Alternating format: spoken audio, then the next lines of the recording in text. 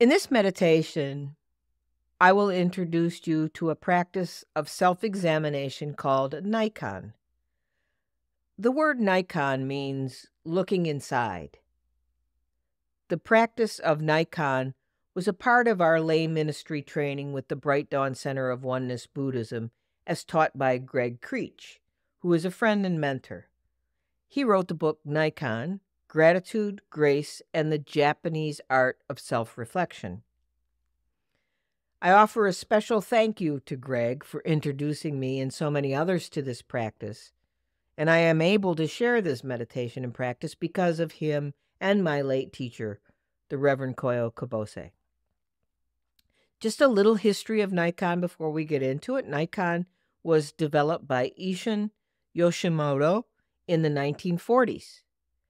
Yoshimoto was a devout Shin Buddhist, and he applied a method of meditation and self-reflection called Mishirabi.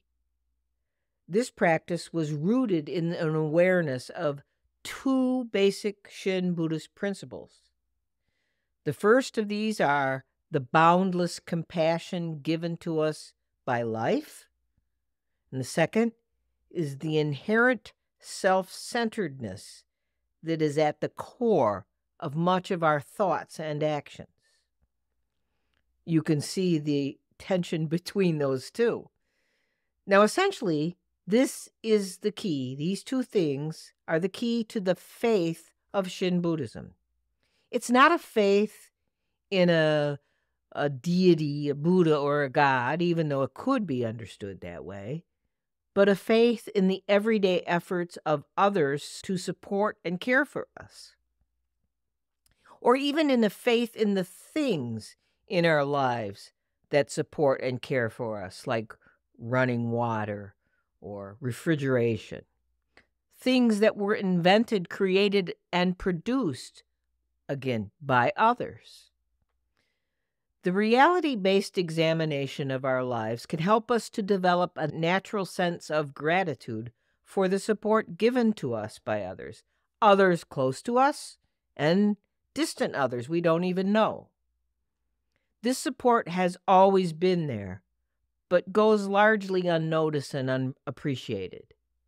Nikon helps us realize the care that has always been there and appreciate how we couldn't live without the support of others.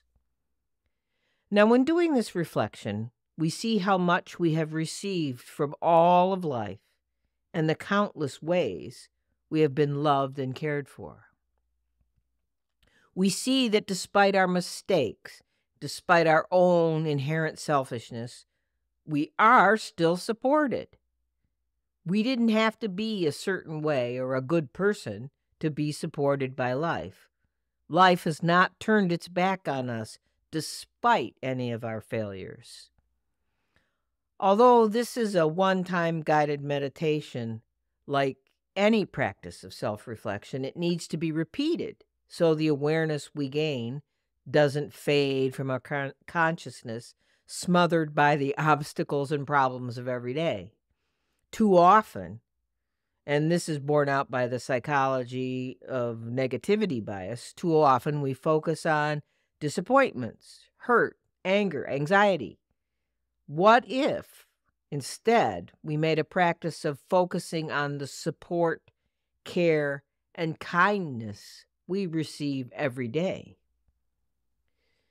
So after this introduction, I'll begin the Nikon meditation practice, the guided practice, right now. First, find a quiet place where you won't be disturbed. And set an intention to approach this meditation with a non-judgmental and curious mindset, being open to the ideas presented and without attaching any negative connotations. Sit in a comfortable position with your back straight but relaxed, your head aligned with your spine, your feet flat on the ground, and your hands resting on your lap or knees. Now take a few deep breaths and allow yourself to relax. Next, think of a person who you have an uneasy relationship with or tend to have conflicts with. This person could be a partner, a friend, a coworker, a teacher, a parent, or a child. So next I will guide you in the Nikon reflection, and that's based on 3 questions. When you think about this person, think about them in contemplating the 3 questions. You can reflect either based on a specific period of time that's more recently or in the past. So you ask yourself these questions, and I'll guide you through them one at a time. The 3 questions are, what have I received from this person? Number 2, what have I given to this person? And number 3, what trouble and difficulties have I caused this person? Now, these questions seem simple, and they are. The complexity lies in reflecting on these questions honestly. It's not a deeply intellectual analysis, but a challenge to see life just as it is. So I will use an example to help you frame the exercise for yourself. In reflecting on my mother, who passed away in 1997, but who has represented some emotional distress to me, not from particularly harmful behavior on her part, but as a consequence of my sexual orientation and her natural parenting response. So I first ask, what have I received from my mother? And this is where your reflection begins. Despite difficulties or challenges in your relationship with the person you are using as the subject of the inquiry, the focus of the first question is on the care and support you receive from them, or you have received from them. Now, with a mother, like in my case, it is easy to see how much loving care you received, even prior to your birth. The care she took of her body to make sure you were protected after you were born. The care of you as an infant and as a child. The many things she sacrificed so that you would be happy and healthy. So in my case, even despite challenging feelings, in this reflection, I am focusing on how much care and support I received from her. And that was true, no matter what else I used to feel or what else I do feel towards her right now. If you were focusing on your partner, you might look for some of the little things that they do for you every day, like cooking, grocery shopping, washing the dishes, picking up after you when you're in a hurry, or reminding you of an appointment when you seem to have forgotten it. Or even telling you you have spinach in your teeth before you walk out the door. There are many small, seemingly insignificant things that people do for us every single day, things we take for granted. Now, in doing this reflection on your own after this guided meditation, you might start a journal and make a list of the things you reflect on in the 3 questions. And in doing that, it will probably surprise you how long the list can get. A deeper sense of gratitude will naturally arise, opening your heart-mind to the grace that is the foundation of all of life. Without consciously looking at all the little ways the world supports us, instead we tend to focus on our problems and frustrations, causing a sense of self-pity and suffering. After you spend about 10 minutes in reflection on the first question, which we won't do that now, you move to the second question. The second question again is, what have I given to this person? It is our self-cherishing nature to feel as if the world and everyone else owes me. A sense of entitlement is easy to fall into. Why didn't so-and-so thank me when I dropped by their groceries for them?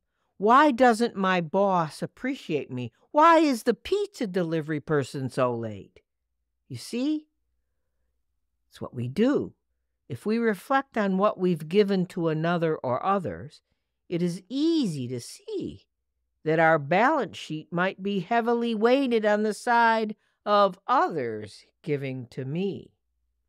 So in my case, am I in debt to my mother, or is my mother in debt to me? I think I'm in debt to my mother, no matter what our difficulties were. Now, like the first question, the second question, when you pose that for your own reflection or self-analysis, take 10 minutes to list specific examples, avoiding generalizations. Now, the third and final question is probably the most challenging. And that's, what troubles or difficulties have I caused this person? Now, when I do this, it's like I can come up with millions of things. And when I think about what I've given to this person in the second question, I can barely come up with anything. So this third question, depending on who you are and maybe what some of your psychological triggers are, this could be a problem for you. It isn't for me, but the question again is, what troubles or difficulties have I caused this person? Generally, we focus more on how other people cause us problems or cause us inconvenience. Maybe somebody cuts us off in traffic, or maybe the person in front of us at the post office has a lot of package and we have to stand there forever. We are hyper aware of how others cause us problems. But when we are the source of the trouble or the inconvenience, we often don't notice it at all. Or if we do, we think, oh, it was just an accident, or I didn't mean it, not such a big deal. Now, Yashimoto, the founder of this Nikon practice, suggested that when we reflect on ourselves, we should spend at least 60% of the time considering how we have caused others trouble. If we are not willing to see and accept those events in which we have been the source of others' suffering, then we cannot truly know ourselves or know the grace that life offers us every day in millions of small ways. So, in this third question, take at least 10 minutes, or if you can do as Yashimoto expressed, maybe 30 minutes, maybe 40 minutes, maybe 50 minutes, and make a list of the troubles and difficulties we have caused others in the past 24 hours. In my case, reflecting on the relationship with my mother, I created a long list of difficulties, from being a moody and emotional teenager to not being there for her many times when she needed me as she began to age. But more generally, on someone you might be focusing on. Did you criticize someone? Did you leave dishes in the sink for someone else to wash? Did you keep someone waiting for a response to an email or a telephone call? Try to be as specific as possible. The last part of this practice, after the 3 questions, is a more typical sort of analytical meditation. It's to reflect on the reflections. What can you learn from what you found in your examination? Review your list carefully on a frequent basis. What are you aware of that you weren't aware of before? What have you taken for granted? What do you need to do? And what do you need to do differently? You can do this practice daily, prior to bedtime, which is a typical Nikon daily practice. Or if you're like me, that becomes too rote and you just start padding your lists, then you can make it a weekly review or a monthly review. We think we know our own life, but what we know is only an edited version, colored by our emotions and narrow vision. So, to end today's meditation, take a few deep breaths, bring your attention back to the present moment, reflect on how this practice has affected your perspective on the relationship you selected, and how it helped you to see things in maybe a more balanced and compassionate way. It may create a greater sense of empathy or gratitude and a responsibility towards another person. Nikon meditation is a practice of self-reflection and awareness, so it's important to approach it with an open and curious mindset, free from judgment of yourself or others, and free from criticism. The more you practice Nikon, the more you'll be able to develop a greater sense of gratitude, compassion, and responsibility towards yourself and others. And now, when you're ready, open your eyes to what's around you. Take a few moments to ground yourself before moving on with your day.